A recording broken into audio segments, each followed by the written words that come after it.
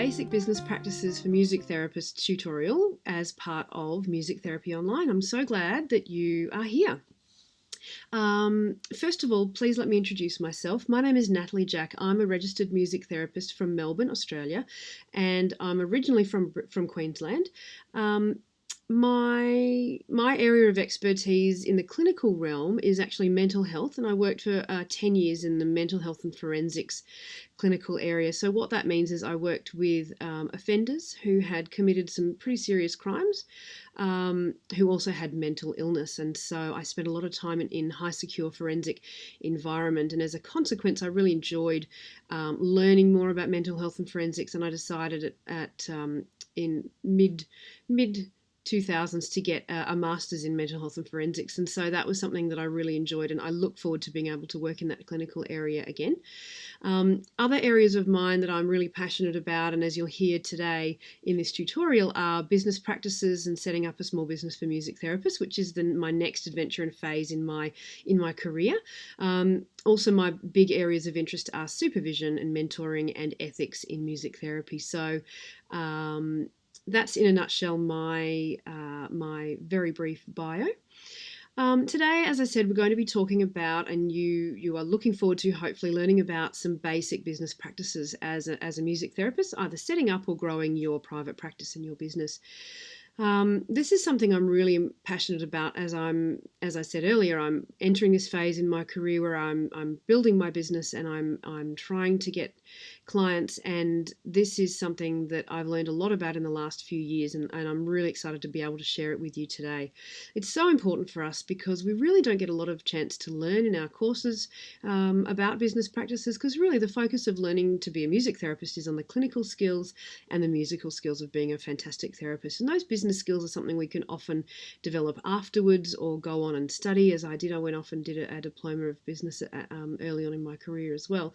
So it's really important to not only have those therapeutic skills and musical skills, but business skills. If you're going to be a business owner, you've got to jump right in there. So I'm really hoping this is going to be helpful for you today. A lot of the benefits I hope that you'll receive from today's tutorial are some basic considerations to grow your business and to start up your business. Things to think about. I'm not going to tell you how to run your business. Your business will be different to my business. Your priorities and your skills will be different. What I'm going to give you is a list of things to think about and options to consider while you're setting up your business.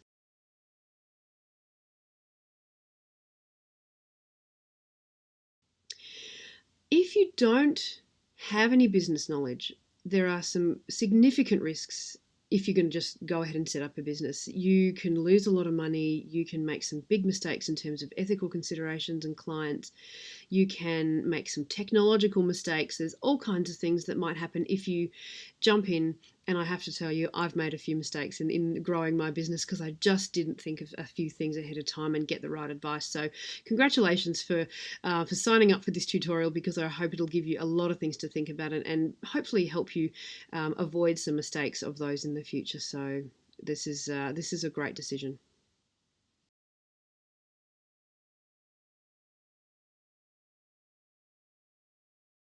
At the end of this tutorial, I think you will come away with a whole bunch of questions, and I hope that doesn't overwhelm you. What I'd like you to do is have all kinds of directions that you can now focus your energy and confidence to move forward and look at all the questions that we've got both in your workbook and also in this the list of different areas that you can look at, and be ready to move forward and grow your business. So I really hope that this information gives you confidence and gives you a pathway to know what next steps to take.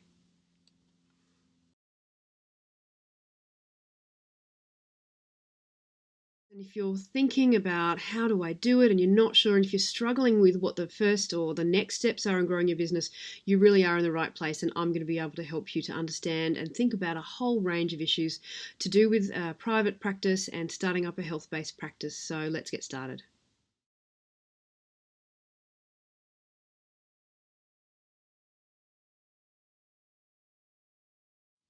Today in the tutorial, I'm going to present 5 different sections about 5 areas that are in my mind, the most important 5 areas to consider when starting up your private practice. I'm going to give you a broad overview and basically a few lists of things to consider.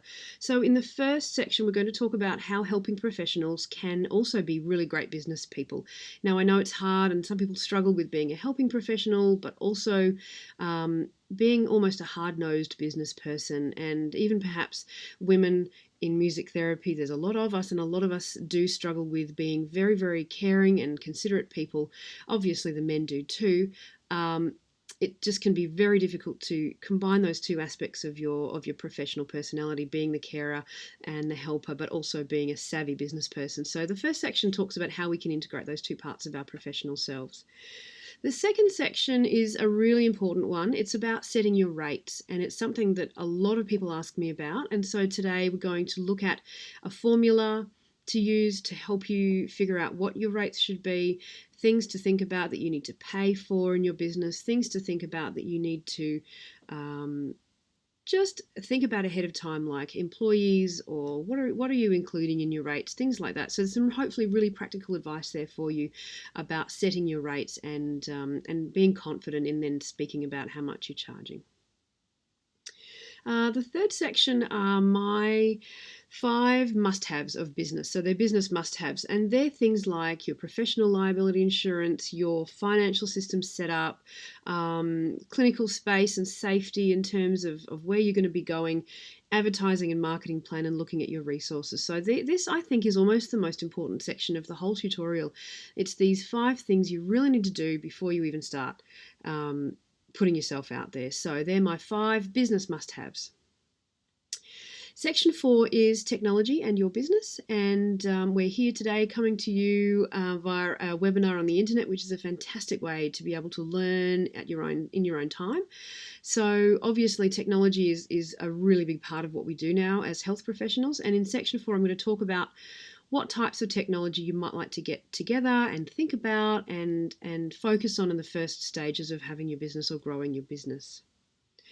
And in section 5, the last section of the tutorial is talking about relationships and networking. So how do you best network? How are you going to collect your champions, notify people, create relationships with people, and how important that is, especially in this day and age of lots of digital technology, creating both online and face-to-face relationships with people and using those networks to grow your business. So they're the 5 areas that we're going to learn about today in this tutorial, and I look forward to presenting all of those to you now.